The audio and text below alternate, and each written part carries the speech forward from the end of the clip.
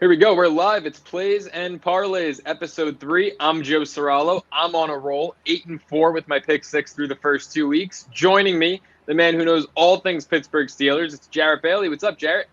What's up, buddy? How are you? Doing great.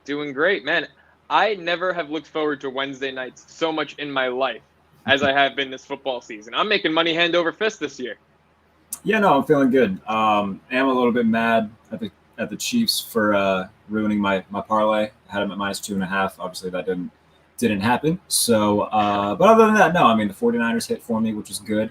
I have to look back at I don't even remember who else I bet last week, but I know that I had more than that. You went 3-3 in the pick 6. You had the Giants, Sounds about you had right. the 49ers, and you had the Bills.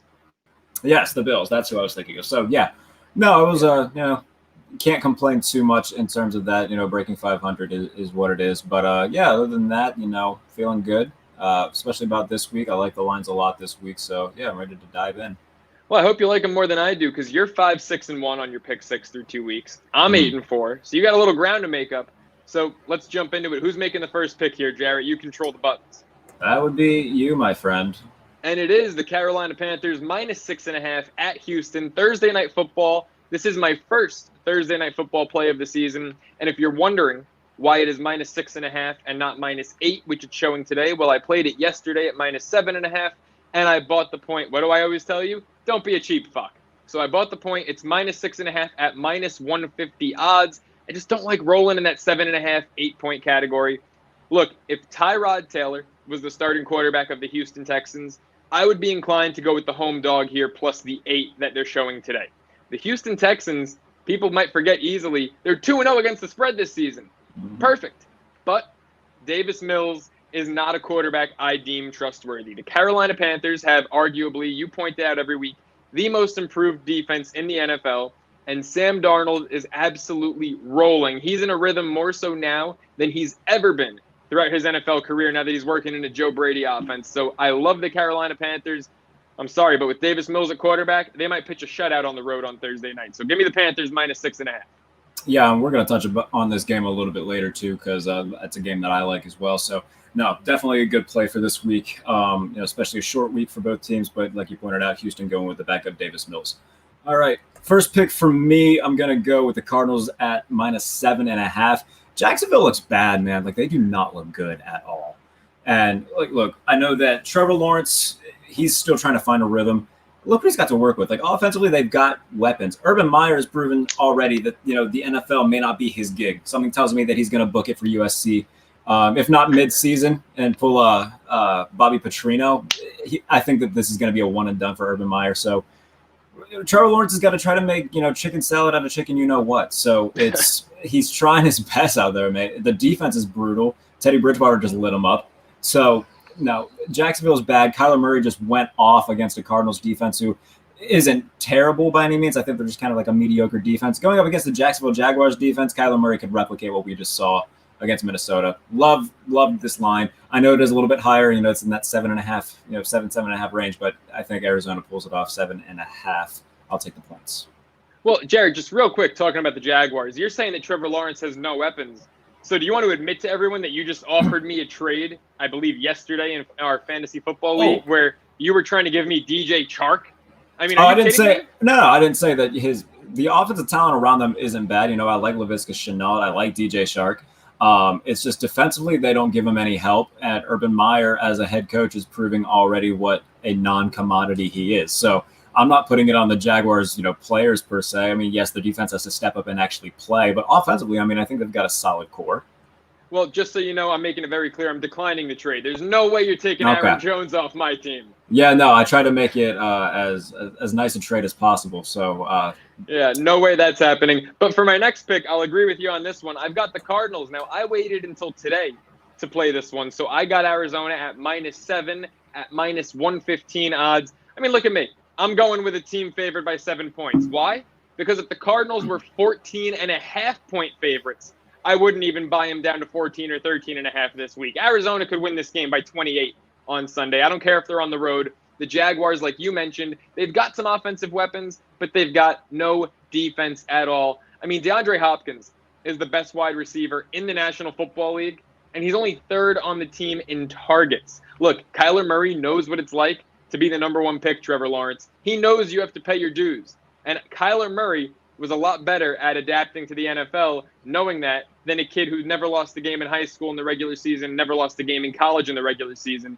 Trevor Lawrence is in for a rude awakening. We've seen it the first 2 weeks. We're going to continue to see it. I think Arizona is going to have a field day out there Sunday. Give me the Cardinals -7. All right. I mean, you already know I agree with you. We just covered it, so let me get some of mine. Look, this is a fan base that has given me hell on Twitter for the past couple weeks. But the Las Vegas Raiders are rolling, and they're playing Jacoby Brissett at home on Sunday. So, yeah, -3.5. I attacked that as soon as I saw that Tua wasn't going to be playing. But even then, though, like, is Jacoby Brissett that much of a downgrade from Tua Tagovailoa? I don't think so. That's what I'm saying, Jarrett. That's what I'm saying. I don't think so. So, right now, Vegas looks good. Max Crosby's playing well. Now, Derek Carr's on pace to throw for like 9 trillion yards. He's going to come back down to earth a little bit. But, I mean, the offense seems to be clicking really well. Defensively, Casey Hayward played a hell of a game against Pittsburgh. He had multiple pass breakups while lined up against Chase Claypool. So, yeah, the defense looks very good. I had question marks coming into the season. I don't think they're going to be, elite all season long by any means, but better than expected. And with a Miami team that's struggling everywhere right now, like even defensively, outside of their secondary, what do they have? So I'm going to take Vegas at home, -3.5. This one feels like easy money. I love it. There's definitely more on this game to come. But for my third pick, look, I made Jarrett a promise on this show on our first episode that as long as we do this show, I will never bet on the Pittsburgh Steelers. Now, that hurt me week 1. But last week, taking the Raiders on the road in Pittsburgh, the worst AFC team, by the way, the Raiders, that Ben Roethlisberger ever plays against, I looked like 1,000% the genius with that pick. So I'm going with the Cincinnati Bengals +3.5 in Pittsburgh this week. Look, don't forget, last year when the Pittsburgh Steelers were 11-2, they went to Cincinnati on Monday night, a 2-win Bengals team. They lost to Ryan Finley. They lost to a team that didn't have Joe Mixon. He was injured out for the year. They lost to a team that didn't have the rookie superstar Jamar Chase. He was at LSU. This team has Joe Burrow back. It has Joe Mixon back. And it has weapons for Joe Burrow. It has weapons to go along with Joe Mixon. This is a tough Bengals team. I don't know if they're going to win. I thought they were going to win for sure. I know you did too against the Bears last week. So I don't know if they'll be able to pull this one out. Pittsburgh still has a really good defense, even though that offense is just as lackluster as they come. But I think it's going to be a close game, so I'll take the 3.5 points. I think it's going to be close too. Right now, I think Pittsburgh's going to be playing with their backs against the wall, and it's just going to be a desperation win. Wouldn't surprise me if Cincinnati does just outright win. But no, I agree. It's going to be close. Yes, Joe Burrow threw 3 interceptions last week, but the offense looks much improved. He looks comfortable. And even then, like in the final 5 minutes of the fourth quarter, they scored 2 touchdowns and almost came back and won the damn thing. So yeah, no, I'm liking what I see from Cincinnati. I do think it's going to be a close game. Is it going to be closer than 3.5? Maybe. I still think, maybe it's just the homer in me. I think that this is a must win for Pittsburgh, especially because they go to Lambeau the game after this. They could be staring 1-3 in the face if that's the case. So, and who would have thought that'd be the case after beating Buffalo opening day? Yeah, exactly. So, no, this is a very, very must-win game for Pittsburgh. So let me get to my third pick. Speaking of Lambeau Field, the Green Bay Packers, I like them at +3.5 on the road in San Francisco. The 49ers are overrated in my mind. Like, everybody's talking about them as a top 6, 7, 5, whatever team. What have they done? Like, yes, they scored 41 points against the Lions, but allowed them to score 33 points. They only put up 17 points against Philadelphia. What am I missing on the 49ers that I'm supposed to be buying into? This is their first real test of the season. Aaron Rodgers and the Packers offense really kind of shrugged off that week 1 just debacle against the Saints and showed, hey, we're still pretty good. Defensively, they're not as physical as I would like them to be. I think they're a mediocre defense, but the 49ers are a mediocre offense. So I think this matches up well for them. I bet money line that on Green Bay, but so 2 separate bets for me in terms of that. I bet them to cover, and I just bet them straight money line as well. So Green Bay +3.5 is one I feel really good about. I can't hate on the money line pick. This game could just as easily be Green Bay 31, San Fran 14, as it could be San Fran 24, Green Bay 10.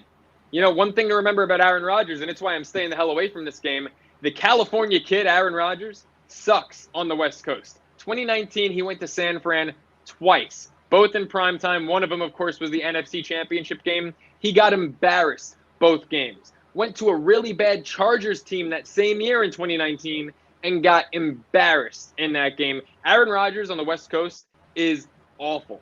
And so I worry about this game because, look, the 49ers, yes, their offense is overrated, but their offense was overrated the year that they went to the Super Bowl. They've got a great defense. And you mentioned giving up 33 to Detroit. Jarrett, they were up 31-10 at halftime in that one. The game was won 30 minutes in. San Fran's defense is incredible. And, you know, Green Bay, they lost their center, Corey Linsley. He left, signed with the Chargers. David Bakhtiari, their all-pro left tackle, is out with an injury. I mean, Green Bay could really struggle to protect Aaron Rodgers against this 49ers pass rush. So it's a game, you know, plus 3.5. I would say when it's close like this, always take the points, especially on the better side of a field goal like you are with your bet. But this is a game that I'm staying away from because either team can win this one by 2 touchdowns.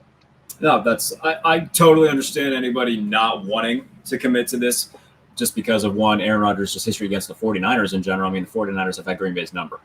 Stinks. Yeah, and look, I mean, no one's going to sit here and argue Jimmy G's a better quarterback than Aaron Rodgers. Yeah, no. No one's going to sit here and argue that the 49ers have a more talented offense. They have a better offensive line, and they have a much better defense. Sure. So this game could go either way. Now, for my 4th pick, my last pick, I went against your favorite team. Now, for this pick, I'm going to do something I hate, and I'm going to bet on my favorite team. Look, I never like betting on the Giants, especially in a rare instance where they're the favorite. I mean, those are not words that have come out of my mouth too often in the past 5 years. But this Atlanta Falcons team is so freaking dreadful that it's impossible not to bet on a team that's only favored by 3 points against them. I mean, Atlanta's defense, in terms of scoring D, is dead last in the league, allowing 40 points per game. That's 40 points per game they're giving up. And their offense, which is supposed to be somewhat their saving grace that keeps them in games, Matty Ice, Matt Ryan, the borderline Hall of Famer, slinging it to Calvin Ridley, slinging it to rookie sensation Kyle Pitts.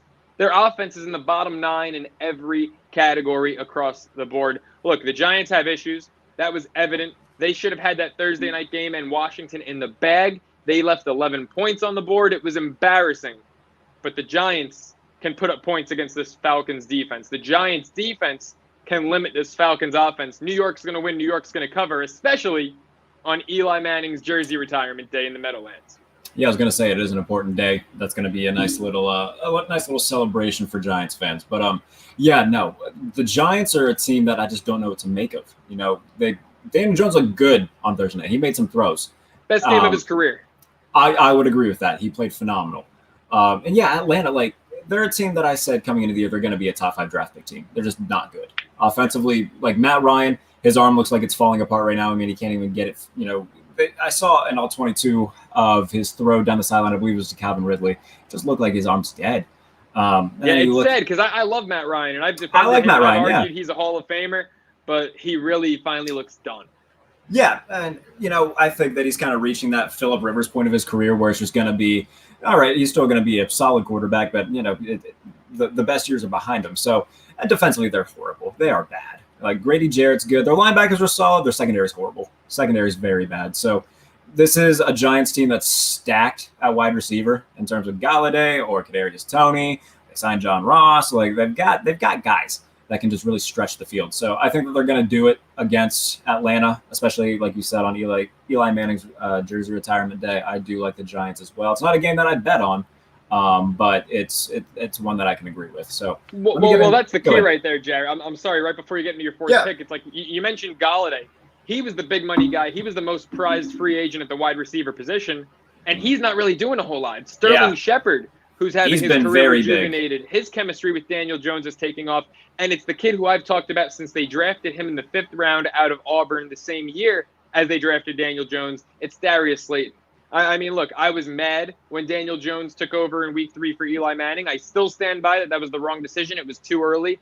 But instantly, that chemistry between Daniel Jones and Darius Slayton was evident. Of course, look, Slayton had the deep ball when he was wide open, had 20 yards of separation between him and the nearest defender, hit off his fingertips. But prior to that, he made that sensational catch streaking down the left sideline over his shoulder for a touchdown against Washington.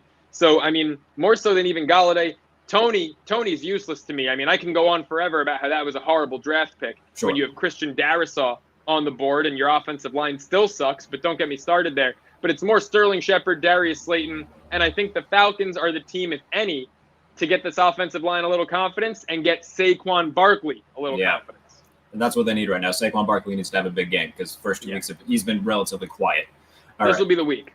It should be. All right. So let's hop into my fourth pick. The New England Patriots -3 against the New Orleans Saints. I'm not going to sit here and argue that Mac Jones has been terrific. He's been a very good game manager. And the defense has kind of just really gone off. Even against Miami, like they only lost by 1. The defense played really well. It's just the offense. It's kind of what we expected. It's Mac Jones, throwing the underneath route. It's, nickel and diming teams. So it's not as if Mac Jones has been superb or anything. He just hasn't been terrible. But Jameis Winston was terrible last week. That was the Jameis Winston I know and love against the Carolina Panthers. And it shut up Saints fans right after everybody was, claiming he's going to be an MVP candidate after throwing for like 3 yards and 5 touchdowns. That's great. When your defense sets you up at the 20-yard line 900 times and you throw a touchdown inside the red zone, that's fantastic. Go up against a really good Carolina Panthers defense and show it to me. And then he put it in his left hand and threw it off his offensive lineman's face. It's phenomenal. So, look, J.C. Jackson's going to have a day again. J.C. Jackson has like 11 interceptions in his last 17 games. What in the actual hell? That's insane. Why is no one talking about J.C. Jackson, by the way? J.C. Jackson's phenomenal. Like, I thought, last year, 9 interceptions, they're like, okay. And then Stephon Gilmore goes down, and he's not going to be playing. But J.C. Jackson's playing really well. Their secondary is still good. McCourty's still back there. So their defense is very good. And going up against a Saints team that doesn't have any formidable wide receiver 1, don't tell me Marquez Callaway, he wouldn't be the wide receiver 3 on any other team in the NFL. So maybe the Green Bay Packers, he'd be a wide receiver 2. Maybe. But aside from that, like the Saints don't have anything offensively not named Alvin Kamara. So I'm feeling really good about this, especially because it's in Foxborough. So, no, I feel very, very good about the Patriots -3. Mac Jones, like I said, probably not going to play terrific. He might even have a turnover. The defense is just going to eat Jameis Winston alive. I feel confident in that. New England -3. Yeah, it's a tricky game. I really don't know how to approach this one. I think a lot of what happened last week had to do with New Orleans being down 7 coaches. Also, Marcus Davenport going down on the IR. That kills this defense that performed so well against Green Bay week 1. So it's a tricky game. I don't know what to make of because New England has a great defense, but I trust the Saints offense more than I trust Mac Jones against a good defense. Mac Jones has really had the luxury of playing Miami, who has an adequate defense, and he couldn't beat them, and then playing the Jets, who just stink on ice. So let's see what Mac Jones does against a really tough defense. I'm inclined to take the Saints' money line in this one. I really am. Jameis Winston didn't start making bad decisions until his team was already in a 2-score hole. I mean, he wasn't making great throws prior to that, but the poor decision-making came, I think, I'm going to choose to believe, more so out of desperation than going back to his old roots. So we'll see what happens in this one, but I'm staying away. I do kind of like the Saints, though. Okay. Well, let's get into your 5th pick then. Let's do it. You switched the order on me, but all right. Did I? Okay, I will improvise. Because, Jarrett, if I ever bet on a Kirk Cousins-led team, you have permission to shoot me in the head. Please do it. Look, despite the fact that Seattle blew a 24-9, inexcusable halftime lead against Tennessee last week, I know that defense is bad. Minnesota's defense is worse. And despite Seattle blowing that lead, I love the Seahawks this week, not only to win, but to cover that minuscule line of -1.5. Why? Well, Russell Wilson is one of the best September quarterbacks you and I have ever seen, maybe the best, not named Patrick Mahomes. And Russell Wilson, so far in his career, it's not a young career anymore. The guy's been around a decade. He's undefeated against 7 opposing NFL franchises. Which of those 7 teams that Russ has never lost against does he have the most wins against? The Minnesota Vikings. He's 7-0. And by the way, that Vikings defense, they're allowing 30 points per game this year. You know how easy it is for Seattle to put up 30? They put up 28 against a really good Colts defense. I think Seattle's going to have a field day. They've been, in the past 2 years, actually better at covering on the road than they have been at home. Go figure that one, considering that they're the home of the 12th man. But I'm going to take Russ. I'm going to take Seattle in this offense to go cooking it up Sunday. Give me the Seahawks -1.5. Yeah, no, this is a game that I like a lot as well. I just didn't want to make too many picks the same as you. But yes, this is a game that I also bet on, and I took the exact same thing that you did.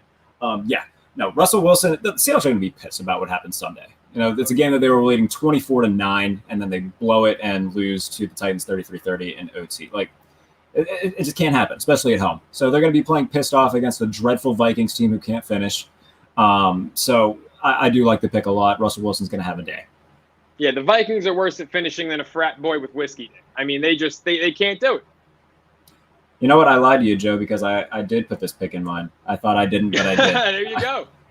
So I'm going to just echo what Joe said. Yeah, the Seahawks, I mean, offensively, we know how good they are. We know how good Metcalf and Lockett are. Tyler Lockett might be the most underrated player in the NFL. He's so damn good. So this is the Tyler Lockett revenge tour. Everyone wrote him off because of the great season DK Metcalf had last year, and I love DK Metcalf. I mean, I think he's absolutely incredible. You know, Jarrett, I don't know if I've told you this, but I love to throw this around, and you can check my website, SoraloSportsTalk.com, if you need proof. But the year DK Metcalf was drafted in that mock draft, I had him going, it was either 12th or 13th, wherever Green Bay was picking in the first round. I had Metcalf going there. He fell to what, 70th? 73rd, I believe. Yeah, exactly. I had him going 12th, and I think Green Bay wishes that they had pulled the trigger instead of taking Rashawn Gary in that draft. Oh, Rashawn Gary. The poor Green Bay Packers. Anyway, but yes, no. Everything about the Seahawks offense, the passing game we know is dynamic. Defensively, they're not as great as we would like them to be, but they're not as bad as they were last year, which is a hard feat to meet. So that's debatable. I got to see more. No, and that's fair. But by no means is Seattle's defense great. They're not. But I think it's a slight improvement from what we saw last year. Regardless, though, the Vikings are a tire fire. So yes, I do like the Seahawks. There we go. Let's get to my sixth pick. This is the one I was expecting to be my fifth pick. It's the Las Vegas Raiders -3.5. I actually got a -4. I acted a little too late on this one, but I'm still taking a -4, Jarrett, because I mentioned 2 picks ago how easy of a call it was to go with the Raiders at Pittsburgh. This is an even easier call for me. They're back at home. They're 2-0. By the way, the Raiders, 2-0 in consecutive seasons. That hasn't happened since the 1980s. Derek Carr leads the league in passing. The next closest quarterback, Kyler Murray, is about 150 yards behind him. Derek Carr is currently in a league of his own. Darren Waller, Henry Ruggs really growing into his own. Hunter Renfrow having a hell of a start to the season. They put up 26 points on the road and beat Pittsburgh without Josh Jacobs. I mean, this Miami defense, yes, they have a really good secondary that's great at causing turnovers, but this defense is not that of the Pittsburgh Steelers, especially their pass rush. I think the Raiders are going to go home, and I think that they're going to have an absolute field day en route to a 3-0 start. Look, I don't think Jacoby Brissett's necessarily a downgrade from Tua, but no matter who's playing quarterback, Tua, Jacoby, this Dolphins offense just doesn't have it. Vegas rather, can win this game 28-10. That wouldn't be too surprising in my opinion. So give me the Raiders. You've got it -3.5 on the screen. I'll take a -4, -5, -6. Give me the Raiders in this one. Yeah, this feels like a field day for Darren Waller just because what linebacker that the Dolphins have is going to cover Darren Waller all game? Probably none of them. So even with the great secondary that Miami has, like they got to account for a lot of guys. You mentioned Ruggs, Bryan Edwards as well, Hunter Renfrow. Is Bryan Edwards even there right now? I should probably go back and check that. Regardless, I mean, Hunter Renfrow torched the Steelers. Was it Foster Moreau, the backup tight end, had a couple big plays against Pittsburgh. Like, there's a lot of talent that, might not get as much attention on that Vegas team. So I think that Darren Waller, Moreau, they're going to have days. It could be ugly in Vegas. So this is one of my easier bets of the week as well. I totally agree with you. So, I've been a big Carson Wentz defender. The biggest Carson Wentz defender, some would say.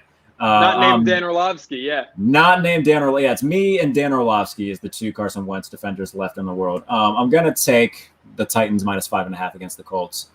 Well, here's the thing. I don't even know if Carson Wentz is going to play, first of all, because he sprained both of his ankles because Aaron Donald rolled up on him. So, he's with 2 bummed ankles. It's either going to be a banged-up Carson Wentz or it's going to be Jake Eason. Whoever it is, like this feels like a hole that the Colts. And first of all, the Colts, I don't know who they pissed off in the schedule department, but their first half of the schedule is horrible. Like it's a brutal stretch. So, Tennessee, they're riding high. They're 1-1 right now. They had a big come from behind win. But the Colts, man, and credit to where it's due, they hung with a very good Rams team. Probably should have won the game. But Tennessee right now, their run game is ungodly. We know how good Derrick Henry is. I do think that this could be a shootout, though, like 30, 36-30, something like that, just because Tennessee's defense is horrible. So I do like Tennessee just because, like, if Carson Wentz is banged up, I don't know how mobile he's going to be able to get out of the pocket if Bud Dupree or that pass rush gets to him. It just feels like a game that Tennessee should win. Yeah, no, it absolutely does. It's a game I'm staying away from, but if I was going to play it, I would tease Tennessee down to a pick 'em, get the 6 points, take them, plus a half point, so essentially a pick 'em right there. I don't see Tennessee losing this game. I don't see it. No matter who's at quarterback for the Colts, they might be better off with Jacob Eason, to be completely honest, in my opinion.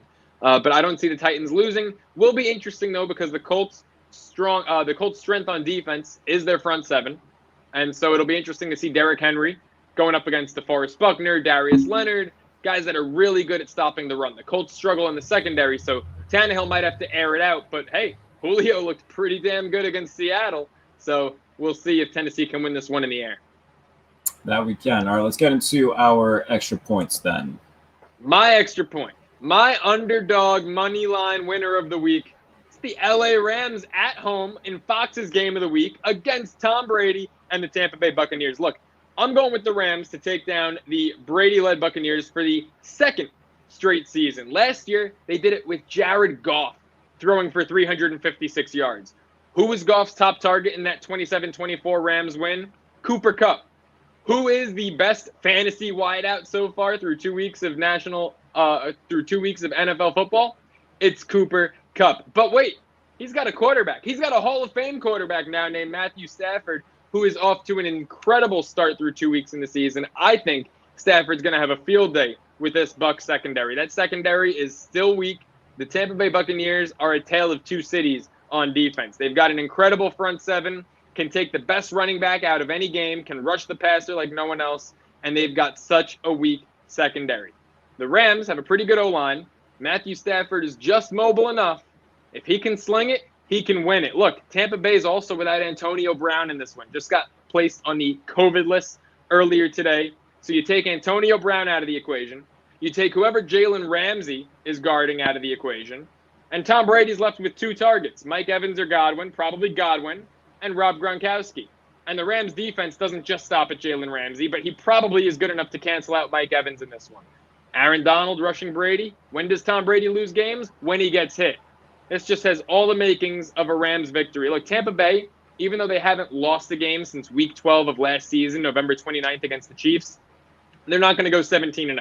They're probably not even going to go 14-3. Realistically, this is probably a 12-13 win team that, of course, can win the Super Bowl, but is not going to, win 15, 16, 17 games in the regular season. And this seems like the perfect opportunity to bet against Tom. So give me the Rams money line, Fox's game of the week. I'm going to echo everything that you just said because it's also mine. I love the Los Angeles Rams. Loved them all offseason. Matthew Stafford, man, he's playing phenomenal. You mentioned Cooper Kupp. I have a ton of shares in both Matthew Stafford and Cooper Kupp in fantasy, so it's been lovely for me. They've been playing fantastic. Defensively, they've looked solid as well, but the offense, man, it's just taken just another step. So everything that you just said, I might as well just retweet it. I do love the Rams, and yeah, like you said, the Buccaneers aren't going to go 17-0. They're going to face some tough teams. The Rams are one of them. I like everything about the Rams and how they're playing right now, so I will take them at home as home underdogs against the defending Super Bowl champs. Look, if Jared Goff could do it, Matthew Stafford could do it. Sure. What are we getting into next, Jarrett? Teaser? Teaser, so you can break that down for us. All right, I got a 4-team teaser plus 300. Frankly, I don't see how this doesn't hit. You've got Carolina minus 1.5. Like I said, I could see him pitching a shutout tomorrow night on Thursday Night Football in Houston against Davis Mills. You've got the Cardinals, who if I said I would take them at 14.5, how much do you think I love them at -1 in Jacksonville? You've got the Ravens at Detroit. Now, look, Detroit has actually hung in there at times. They had a great second half against the Niners. They had a great first half against the Packers. Detroit can't play 60 minutes of football. I think the Ravens, riding all the momentum in the world coming off that Kansas City win Sunday Night Football, are going to go in there and stomp out Jared Goff and the Lions. And then the Chiefs in a pick'em. Now, this could be tough. Some people might be saying Justin Herbert and this Chargers team just might be good enough to beat Kansas City. After all, you remember Justin Herbert's NFL debut last year? Came in last second. Tyrod Taylor got hurt pregame. Herbert came out and took Kansas City to overtime. You think the Chiefs are going to lose back-to-back games? Come on. In September, when Patrick Mahomes had never lost in September in his career, suddenly he's going to drop back-to-back games. This teaser is your moneymaker plus 300. Give it to me. I do like the Kansas City pick'em a lot. I was hesitant to bet that. I think it's 5.5 or 6.5? Six and a half. The Chiefs can't cover. The Chiefs haven't covered since like week 4 of last season. Yeah. And that's not an official stat, but that's what it feels like. They've been horrendous against the spread. I believe they've only covered 1 out of maybe their last 7 games, and that being the Bills in the AFC Championship. So I wouldn't take the 6.5, but in a pick'em, that's a safe call to me. Yeah, no, I like it. So let me jump into mine. My teaser, I've got 5 actually. So I went with a 5-team teaser. Carolina -2. Like I liked them at -8. You bet your ass I'm going to take it at -2. I went Atlanta +9 because here's the thing. I don't like Atlanta. I don't. They can cover 9 points. Come on, give me 9 points, Atlanta. Do me a favor. That's dangerous. If the Giants defense plays the way they did last year, Atlanta could walk out of there with 3 or 6 points. I know. That's the risk I'm running. I'm trusting that Matt Ryan can get me enough points to cover a 9-point spread. So it's a risk, but I'm taking it. Baltimore -3 for a lot of the reasons you just said. They're riding high off of their most important win, arguably even the playoff win in the Lamar Jackson era. Like they needed that badly. Yeah, I agree. Yeah. So and then Arizona -1.5. That feels just that's gonna work. And then Buffalo candy from a baby. Oh yeah, exactly. Buffalo -2 as well. I didn't feel confident taking them. I think it's 7.5 now against Washington because surprisingly Taylor Heineke keeps playing good football. Now Washington's defense has struggled a little bit more than I would like. So I feel confident taking Buffalo -2. I was going to stay away from the -7.5, but all in all, 5-team teaser +400 odds. I like that call there. I think Buffalo's going to win, but Taylor Heineke and the Washington football team gave Tom Brady his toughest matchup last year in the postseason. So if Heineke keeps playing, I don't think it's a cakewalk. If Heineke keeps playing like this, Ryan Fitzpatrick's not getting the starting job back. Heineke's looked very good. Yeah, I think you're right, and I think Heineke showed that late last season too. So I think we've seen enough out of him. He did. So let's hop into just regular parlays now. Each of us have one, so I'll put yours on the screen. I've got a 5-team money line parlay this week that's guaranteed to make you money at +385 odds. It's the Panthers for the reasons I've stated. It's the Cardinals for the reasons I've stated. It's the Baltimore Ravens for the reasons I've stated. Look, the Kansas City Chiefs, like I stated, they're not going to lose this game. They're not going to lose 2 in a row in September. I know Herbert's talented. I know the Chargers, this is a year that they should break through, make the playoffs. The Chiefs aren't losing at home. They're not losing a second game in a row, not starting the season 1-2. Lock them in. And then Seattle. Now, Seattle is the team with the odds that helps this parlay the most. They're only -125 money line. But like I said, Russ Wilson, incredible September quarterback. 7-0 against Minnesota in his career. The Vikings have an abysmal bottom 5 defense. Russ Wilson and Patrick Mahomes both lost last week in September. I don't see that happening. I think this week they both win. You take it to the bank. You mix it with Carolina, Arizona, Baltimore, and you get yourself a 5-team money line parlay that's guaranteed to make you money at +385 odds. There you go. I'm going to hop into mine real quick. I'm sticking with the Carolina -8 and just throwing it in a parlay. I just really feel confident in it. We're going to go Green Bay money line. I already touched on that a little bit. I just feel the Packers, to me, same reasons you just said about the Chiefs. I don't see Green Bay starting 1-2, and I sure as hell don't see this 49ers team starting 3-0. I get that their defense is phenomenal. The offense just doesn't do it for me. Arizona, we've already discussed it a lot. Same thing with Baltimore. So +679 the odds for this. The Carolina -8 definitely helped that out a lot, as did the Green Bay money line as our 3.5-point dogs. So the Carolina one is one that people usually stay away from. That's understandable. But I'm going to run with the fact that the Panthers have the best defense in the NFL through 2 weeks. Across every category almost, they've got the best defense in the league. So I'm loving what I see from Carolina. Sam Darnold's rolling. Davis Mills is starting for Houston. Again, Davis Mills is starting for Houston. No disrespect to you, Davis Mills, but you don't scare me. So I'm going to take the Panthers. No disrespect to you, but fuck you, I'm disrespecting you. So, yeah, I do feel confident in the Panthers being able to cover that. I think by the middle of the third quarter, Joe Buck and Troy Aikman are going to be talking about Rams Buccaneers. I would really like to see the odds on that parlay. I don't know if you can look this up while I'm talking about my survivor pick in the next segment, but if I could see the odds of that same parlay, except Arizona -7 instead of money line.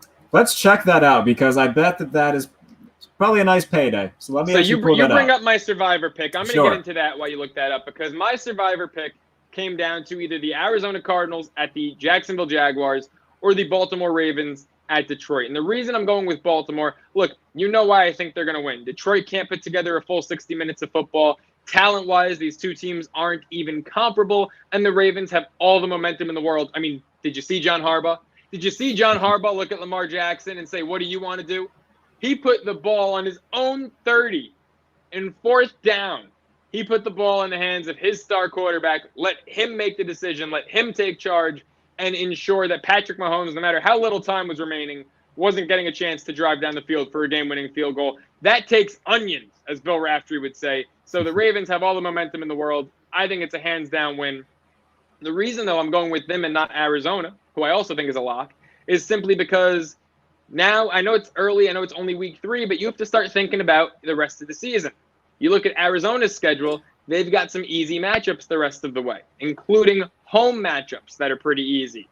Arizona hosts Houston on October 24th. I might be giving away, if I'm still around, if I'm still alive in a month, you know what I'm doing. Baltimore has a really hard schedule. So I found this to be the Ravens' easiest game of the 17-game season. So I'm going to hop on the Ravens now and save Arizona for October 24th if I'm still alive. All right, so that parlay, instead of Arizona money line, Arizona -7 plus 10.25 odds. That's something that's a big consider. That's something that you might have to consider. You might have to consider putting $50 on that to win a half a G. Yeah, that would be a solid idea. You're going to talk me into doing that. So, so here, let me pull it up actually for everybody again. So this parlay, take away the Arizona money line, make it Arizona -7. They're playing the Jaguars, everybody. The Jaguars are bad. Like Joe just said, you put 50 on that, you're winning $500 and walking home happy. Like that's even add Seattle -1.5.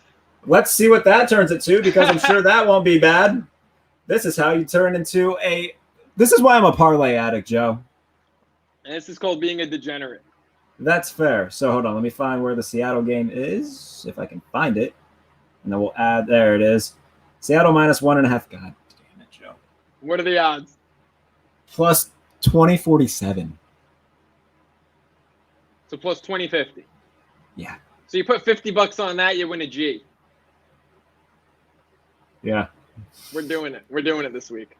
I'm doing it. Oh, God. There we go. You know what? If this hits, I'm gonna be unbearable. That's How about this? How about we each, to minimize loss, we each go 25 on it. That's fair. We split the difference when we get it. Turn 25 into 500. You've got a virtual handshake, my friend. There we go. Jared, what's your survivor pick? Survivor pick. Well, I'm taking Arizona. You already touched on Okay. maybe saving Arizona, but I wasn't smart about it. And you know what? I'm still kind of pissed off about the whole thing that happened in week 1. So I'm really just trying to stay alive because, the whole week 1 mulligan really irked me. So yeah, Arizona over Jacksonville. We've touched on it for the past half hour. Why the Cardinals are going to murder the Jaguars? That's going to be a public stoning. It's going to be horrible. Poor Trevor By the way, Lawrence. if you wanted a third team to consider this week, this could be the best week to take Carolina as well. If you didn't take them against the Jets week 1. Yes, that is also very true. You know, Joe, I'm going to keep staring at this parlay. Oh, bro, we could throw Vegas in there. Just in money the line. off chance that the Raiders pull a Gruden. Yeah, it's fair. You're right. Let's just see what it is for the hell of it. I'll take it off. Do we want to go money line or like -4? Go money line. Go money line. Oh, plus 30-70. This is not healthy, Jarrett. This is not healthy. It's not. It's really not. So we turn $50 into 1,500. That would be nice, wouldn't it? This is not healthy. It's not. But no, you're right. I'm horrified that the one time I bet on the Raiders, they just fuck me. So yeah, the Raiders could always pull a Gruden. I'd be more inclined to go with the Giants in that. Would you? I mean, just Giants money line? It's -160. Yeah, I'd go money line. Yeah, because that's not going to kill the odds. That's 33.90. We need to wrap this show up. Jared, take us home. Take us home before we waste all of our money. That's fine. All right, you can follow me on Twitter at JBaileyNFL. 2 articles out today for Fanside at Pittsburgh Sports Now as well. Joe, where can they find you on Twitter? Follow me on Twitter at @TheJoeCirallo, on Instagram @JoeCirallo. Guys, my pick 6 is 8-4 in the last 2 weeks. All right, listen to me and make yourself some damn money. I've been successful with teasers and parlays. Don't listen to me when it comes to spreads, I guess. So yeah, we'll be back next week to preview week 4 on Plays and Parlays. Thank you so much for joining us. Enjoy your weekend of football. Let's make some money. We'll let you know if this parlay hits because, my God, I want to add the Raiders, but I'm not gonna. I'm gonna be smart. We'll let you know how it goes next week. Thank you so much for tuning in. It's Plays and Parlays.